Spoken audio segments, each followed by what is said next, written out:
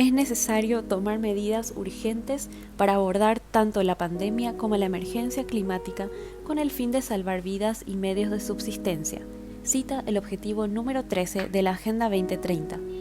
Para quienes todavía piensan que la pandemia del COVID-19 y las acciones por el cambio climático no están conectadas, lamento informar que todas ellas forman parte del cumplimiento de la agenda globalista y de alguna u otra forma, igual para todos los países, desde los del primer mundo como para los menos desarrollados. Sin importar los niveles socioeconómicos ni los productos y servicios que permiten mayores ingresos a los diferentes países, el objetivo 13 de Acción por el Clima de la Agenda 2030 se ha estado imponiendo en las naciones sin discriminación. Todos deben aportar para la no contaminación del planeta y la reducción de emisiones de dióxido de carbono. Empecemos hablando del Acuerdo de París.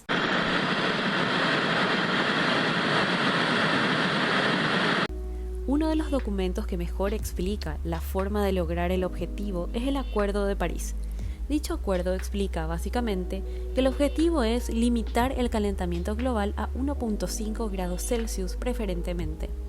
Admiten que es un objetivo a largo plazo, pero por el cual ya vienen trabajando sin que nos hayamos dado cuenta.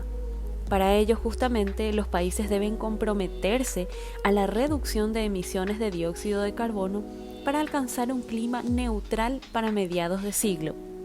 Además de todo esto, también se menciona que no solo es un acuerdo entre 196 países, adoptado en diciembre de 2015 en la COP21, sino que conlleva esfuerzos ambiciosos que deben realizar las naciones para combatir el cambio climático y adaptarse a sus efectos. Este acuerdo, como la agenda en general, requiere una transformación económica y social. ¿En qué consiste esta transformación? Como bien explica la ONU en su página web, la crisis actual, las consecuencias de la pandemia del COVID-19, es una oportunidad para llevar a cabo un cambio profundo y sistémico hacia una economía más sostenible que funcione tanto para las personas como para el planeta. Entonces pasemos a hablar de las medidas para la reconstrucción.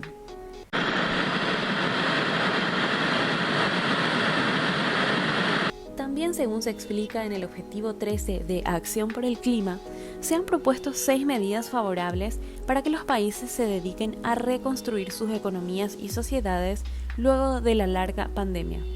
Empezamos a hablar de la transición verde. Lo que te dice la agenda es que las inversiones deben acelerar la descarbonización de todos los aspectos de nuestra economía.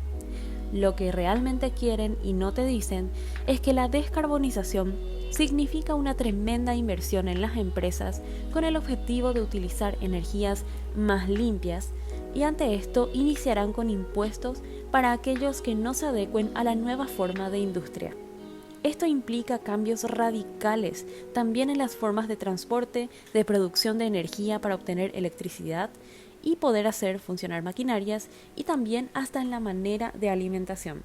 Punto 2. Empleos verdes y crecimiento sostenible e inclusivo.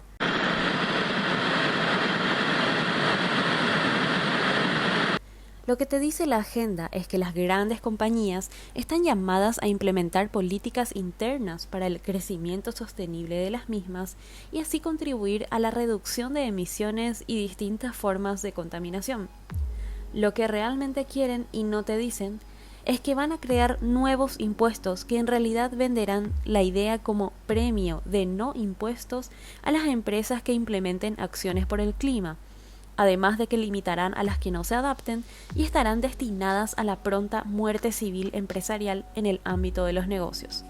Todo esto también significa que las mismas personas verán a ciertas empresas como entidades desconectadas de la realidad, y las mismas se quedarán sin el recurso más importante para sostenerse, el recurso humano.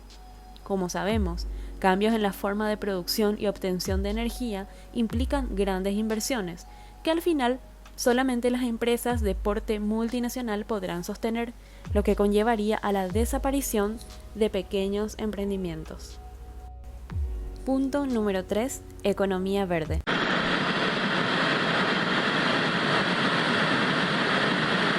Lo que te dice la agenda Hacer que las sociedades y los pueblos sean más resilientes mediante una transición justa para todos y que no deje a nadie atrás. Lo que realmente quiere la agenda. Pueblos y sociedades más resilientes, transición justa para todos, son dos preguntas que deberíamos hacernos antes de adoptar una economía verde. Según las mismas fuentes de la Organización por las Naciones Unidas, la economía verde puede ser considerada como una que es baja en carbono, eficiente en recursos y socialmente inclusiva.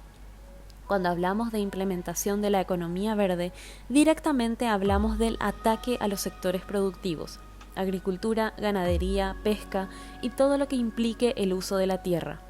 También se ven y se verán cada vez más afectados los sectores industrial, de turismo y de transporte. El ataque a dichos sectores supone el control del Estado sobre las formas de producción, cantidad y calidad, es decir, el gobierno decide cuánto y cómo. Supone también medidas para contrarrestar medidas antiecológicas como de vuelta los impuestos verdes como amenaza para evitar que se sobrepasen los parámetros que los mismos gobiernos, controlados otra vez por entidades globalistas, son los que determinarán. Punto número 4. Invertir en soluciones sostenibles.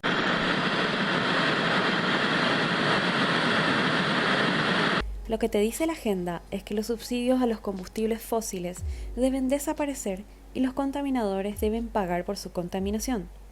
Lo que realmente quiere es que aquí sin muchas vueltas indican que la utilización de combustibles fósiles como el petróleo, carbón y el gas natural hoy en día ya está siendo vista como amenazante para el medio ambiente y que cuya utilización será también criminalizada. Por ello, quienes no se adapten y no sean resilientes deberán pagar por ello. Anteriormente también mencionábamos que no se debe dejar a nadie atrás, a ningún país o sociedad, pero la contradicción es tal que no pretenden respetar los procesos y las formas de inversión o el no sometimiento de las regulaciones ante las entidades globalistas. Son sus reglas o la muerte civil y o empresarial. El subobjetivo 4 suena más a imposición que a sugerencia. ¿Y quiénes son ellos para imponer por encima de la soberanía de los países y por encima de las regulaciones de las empresas privadas y sus formas de trabajo? Punto número 5. Afrontar todos los riesgos climáticos.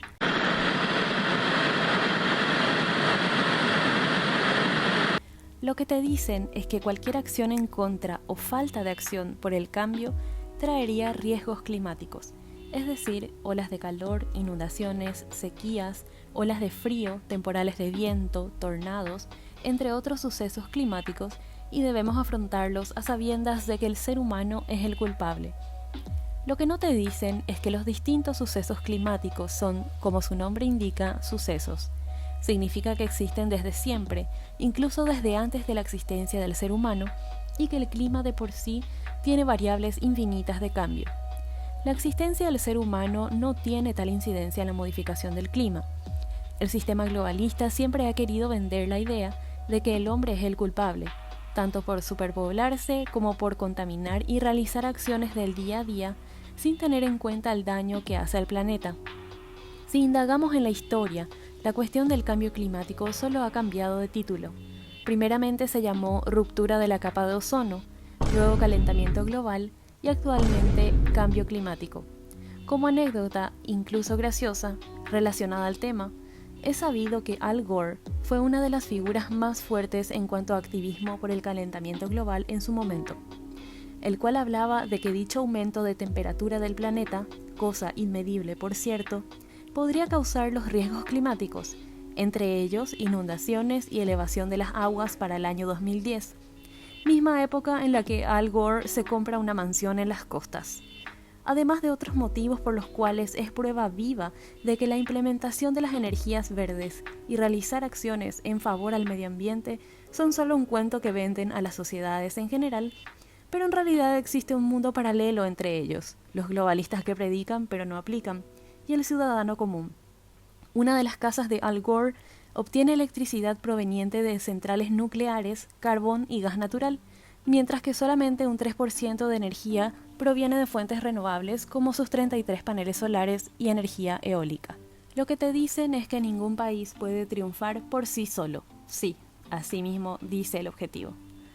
Lo que realmente quieren es que cualquier país que se salga de las imposiciones de las entidades globalistas por el clima se verán enfrentados a la justicia verde y serán vistos como contaminantes, anticuidado del medio ambiente, serán criminalizados y descartados de beneficios internacionales, ya que también el Fondo Monetario Internacional, mayor proveedor de préstamos a las naciones y ente meramente funcional a la ONU, empezaría a recortar el acceso a las distintas ayudas económicas y financieras a dichas naciones. Las coincidencias de la vida. En cuanto al objetivo 13 del cual estamos hablando, la ONU también menciona, y cito, para abordar la emergencia climática, los planes de recuperación posteriores a la pandemia deben propiciar cambios sistémicos a largo plazo, que cambien la trayectoria de los niveles de CO2 en la atmósfera. Los gobiernos de todo el mundo han dedicado tiempo y esfuerzos considerables en los últimos años para desarrollar planes destinados a trazar un futuro más seguro y sostenible para sus ciudadanos. Tener en cuenta dichos planes ahora, como parte del plan de recuperación, puede servir de ayuda para que el mundo se reconstruya mejor de la crisis actual. Qué coincidente, una pandemia para reconstrucción medioambiental justo cuando el planeta está en uno de sus peores puntos de deterioro. Entre las metas del objetivo 13 también se hace mención a implementación de medidas relativas en cuanto a política y planes nacionales, mejorar la educación y sensibilización referente a este tema. ¿Qué enseñarán a los niños y jóvenes? Se habla de una inversión de $100.000 millones anuales para atender las necesidades de los países en desarrollo para la adopción de medidas concretas y su aplicación, a cuya inversión colocaron el nombre de Fondo Verde para el Clima, porque, obviamente, todas estas acciones no son gratuitas para ningún país. Curiosamente y por algún motivo también relacionan los mecanismos de gestión en relación al cambio climático con las mujeres, jóvenes y comunidades locales y marginadas. Esto significa que todos los otros objetivos de la agenda están interconectados a través de acciones específicas. Por lo tanto, los países no pueden comprometerse solo con un objetivo o unos cuantos, sino que se deben adoptar a todos o ninguno, y ya sabemos lo que implica no someterse a los mismos, porque es la ONU. Ensalada sostenible.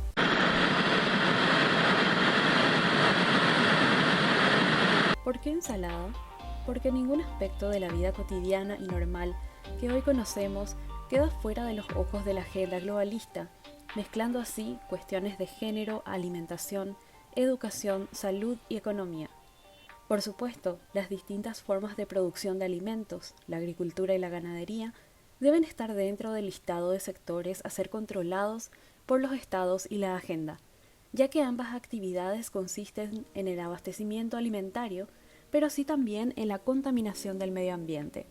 Claro que para ello, la ONU tiene preparada su entidad controladora y servil, la FAO, Organización de las Naciones Unidas para la Agricultura y la Alimentación. Dicha entidad también hace mención a que el cambio climático amenaza supuestamente la capacidad de alcanzar la seguridad alimentaria mundial, la erradicación de la pobreza y de lograr el desarrollo sostenible. Las emisiones de gases de efecto invernadero derivadas de la actividad humana y la ganadería constituyen un importante factor causante del cambio climático, reteniendo calor en la atmósfera terrestre y desencadenando un calentamiento global. En síntesis, ser productor hoy en día es mal visto si uno no se somete al control de emisiones, limitando así la producción de alimentos para un país y para el mundo. Nadie se salva.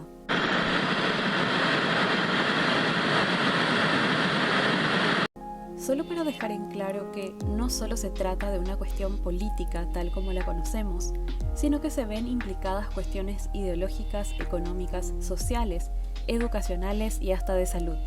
Los 17 objetivos, si uno se pone a leer detenidamente, están totalmente interrelacionados y bien planificados camino al control bajo el nuevo orden mundial. El sometimiento sutil de las naciones en favor a temas que deberían poder resolverse con independencia o acuerdos internacionales entre países y regiones sin entes reguladores que pretenden la falsa igualdad, ha sido el sistema que vienen implementando con el objetivo de imponer y cumplir 100% con la agenda globalista. Ningún sector, empresa, entidad, institución, fundación u ONG se podría separar por completo de estos objetivos en un futuro no muy lejano, ya que la no adopción de los mismos conllevaría a, como ya mencioné varias veces, la muerte civil, la desaparición, el congelamiento, descapitalización o como quieran llamarlo. La nueva pandemia es igual a pérdida de más libertades. No es conspiración y no es teoría. Hoy sucede en el mundo del confinamiento, no solo por el COVID-19, sino también por el hecho de estar vacunados o no. Eso porque debido a que sin cuestionarnos y sin conocer nuestros derechos, aceptamos del Estado que decida sobre nosotros. No falta mucho para que se implementen las cuarentenas por el cambio climático, el hecho de salir por grupos para reducir la contaminación, ya que estamos sobrepoblados y somos culpables de que se deteriore el clima, suena muy fuerte y puede ser tomado como algo falaz. Por ello es que las acciones antiglobalistas deben ser llevadas a cabo en cada aspecto, sin dejar a nadie atrás, porque el panorama general de lo que se viene con el sometimiento total podría no dejarnos la puerta abierta y no poder retroceder, quedándonos así sin soberanía como nación y sin libertades como individuos.